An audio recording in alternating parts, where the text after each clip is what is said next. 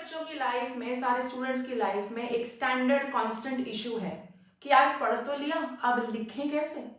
And I've been telling all my students all across the time that I've been teaching them that studying economics and business is one thing and writing their answers is quite another, and you got to learn and practice how to write these answers.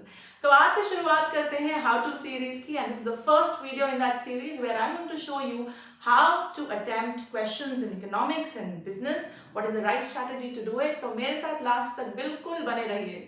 Welcome to Eco World Digital Classes, and this is the beginning, the first video of how to series. आज की video में करेंगे how to attempt, ठीक है?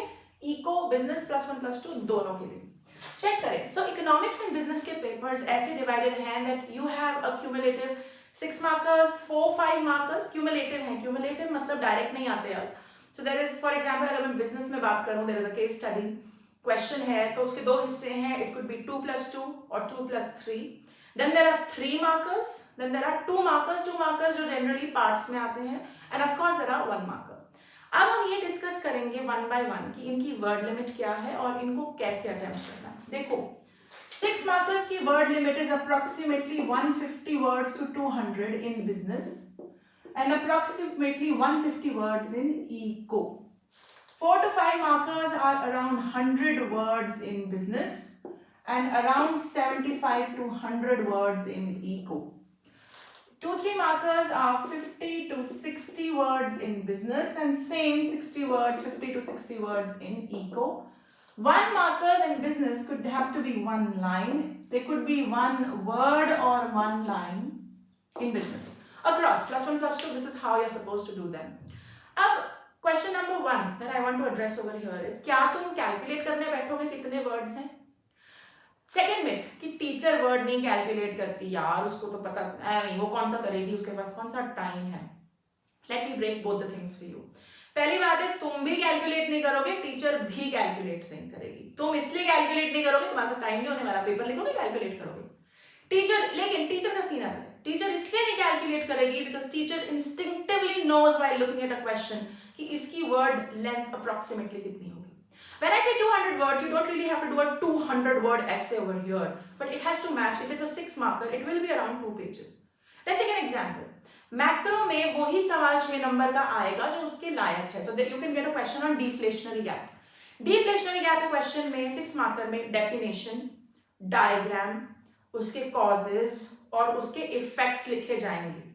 4 चीजें लिखी जाएंगी, 2 page में नहीं बनेंगे, बिल्कुल बन जाएंगे. So it will be easily 150 words. Right. On the other hand, जो आपके 3 मार्कर्स हैं या 2 मार्कर्स हैं, वो ऐसे ही क्वेश्चंस हैं जो उस कैटेगरी को फिट करेंगे. तो पहली मिथ आप अपने दिमाग से हटाएंगे कि टीचर कैलकुलेट नहीं करती, बट शी नोज इंस्टिंक्टिवली कि ये, for example if I am checking a 6 marker and somebody gives me half a page, मुझे पता है कि यार इसको तो नंबर मिलने ही नहीं वाले, तो साइकोलॉजिकली पहले मैं 3 नंबर दे रही हूँ, फिर 3 में से इवैल्यूएट कर रही हूँ. That's one thing. Second thing you will remember is the word limits in eco and business are not like English essays which you are supposed to follow. वो क्वेश्चन ही उस लायक है. जो 6 नंबर का क्वेश्चन आएगा वो 6 नंबर के points लिखने लायक question होगा. जो केस स्टडी 6 मार्क्स में आएगी वो उसके लायक होगी. There will be multiple parts to it, so don't worry about it.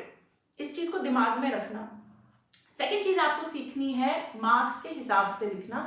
क्या क्या आ सकता है वो लिखना. Let's take a look. Okay, I'm sorry, I've left my duster. Just a second.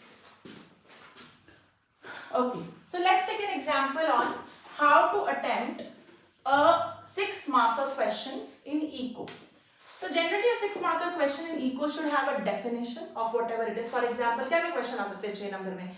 Inflationary gap का क्वेश्चन 6 मार्कर हो सकता है, डिफ्लेशनरी गैप का क्वेश्चन 6 मार्कर हो सकता है, मल्टीप्लायर, इन्वेस्टमेंट मल्टीप्लायर, उसकी फॉरवर्ड वर्किंग 6 मार्क्स की हो सकती है.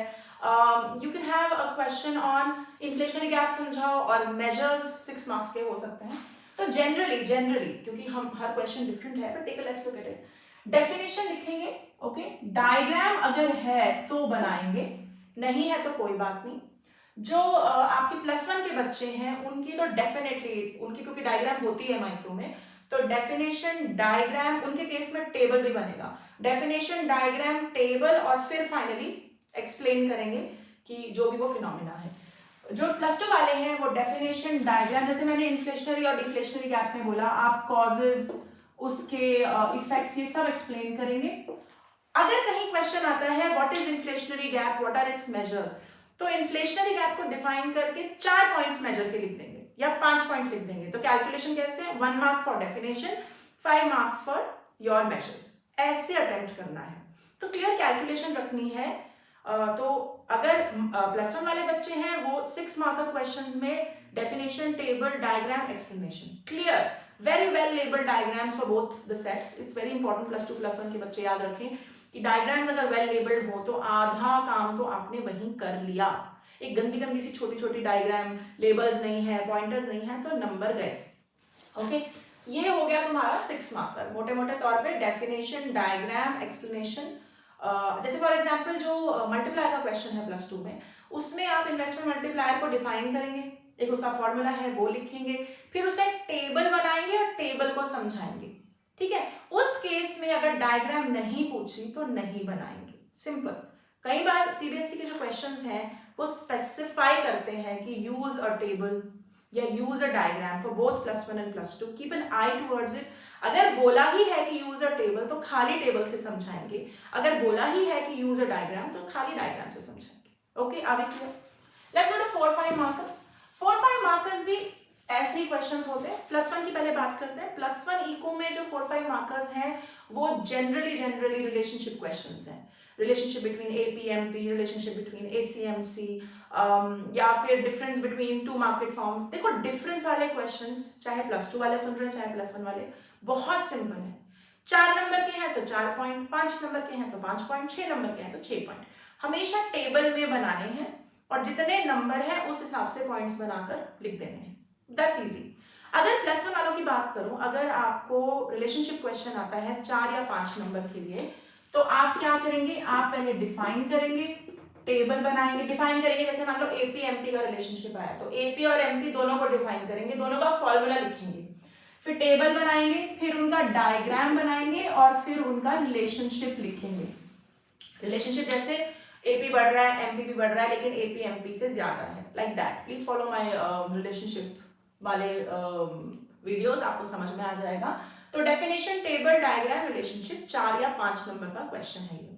ऑन दी अदर हैंड जो +2 वाले हैं उनको 4 या 5 नंबर के क्वेश्चन में क्वेश्चन आ सकता है, how does the economy react when AD is not equal to AS. जब एडी और एएस इक्वल नहीं है तो फिर 2 सिचुएशंस हो सकती हैं, या तो एडी एएस से ज्यादा है या एडी एएस से कम है। तो आपने AD is greater than AS समझा दिया, AD is less than AS समझा दिया, 2 + 2 आपको 4 नंबर मिल गए। ठीक है, तो 4 नंबर के लिए आपको हो सकता है केस स्टडी दे देंगे +2 में, और उससे रिलेटेड 1 + 3 या 2 + 2, क्योंकि मैंने कहा है कि 4 और 5 मार्कर्स अब काफी कम, एटलीस्ट बोर्ड पेपर में तो काफी कम डायरेक्टली आते हैं, क्यूमुलेटिव आते हैं, जैसे 1 + 3, 2 + 2। तो 2 और 2 का है तब तो लिखना ही छोटा छोटा है ना, एक एक पैराग्राफ इज गुड इनफ। अगर 1 मार्कर है इको में तो एटलीस्ट तो आपको एक वर्ड में या एक लाइन में उसे अटेम्प्ट करना है। 2-3 मार्कर्स एक पैराग्राफ, इट्स अ सिंपल 3-4 लाइनों का एक paragraph is a 2-3 marker. Okay, actually मैं इस वीडियो में मैं हर क्वेश्चन की डिटेल अटेम्प्टेशन नहीं समझा सकती, बट जैसे जैसे मैं वीडियोस करूंगी उन वीडियोस में ही आपको बता दूंगी कि अगर इससे रिलेटेड क्वेश्चन आता है उसे कैसे अटेम्प्ट करना है।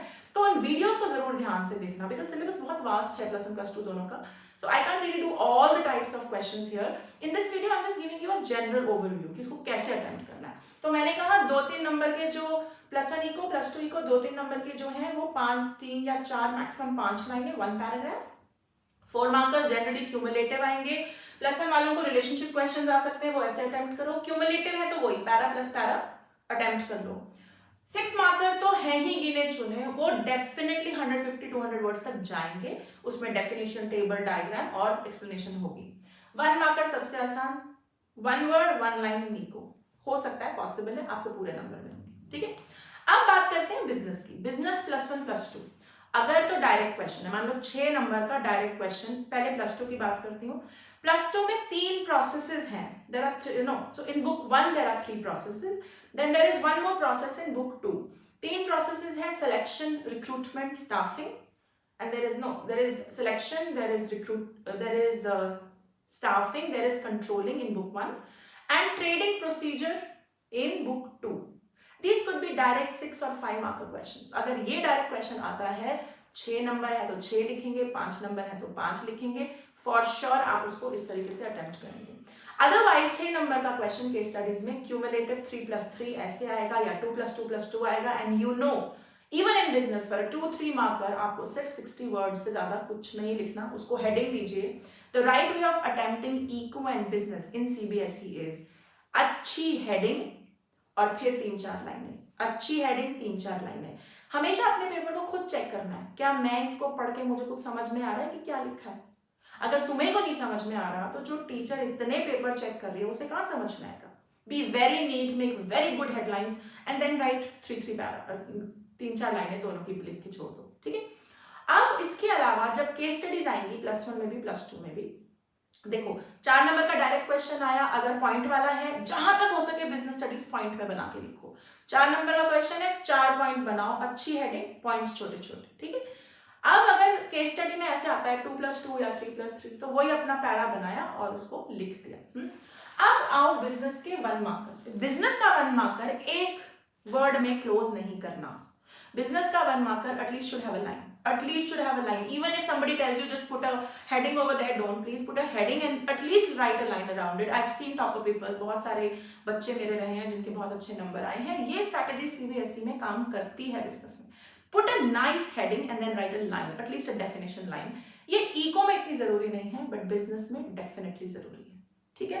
सो मोटे मोटे तौर पे I given you fair idea कि आपको कैसे अटेम्प्ट करना है. बाकी जो डिटेल्ड अटेम्प्टेशन है डिफरेंट टाइप ऑफ क्वेश्चंस की, वो एक तो मेरी वीडियोस के साथ साथ चलती रहेगी, and when the exams in some time, let's say 15 days from now, हम लोग एक सीरीज निकालेंगे जहां हम डिफरेंट टाइप के क्वेश्चंस की अटेम्प्टेशन आपको यहीं एक एक करके सिखा देंगे, so that you guys don't have to worry at all about your exams that are coming up. ठीक है.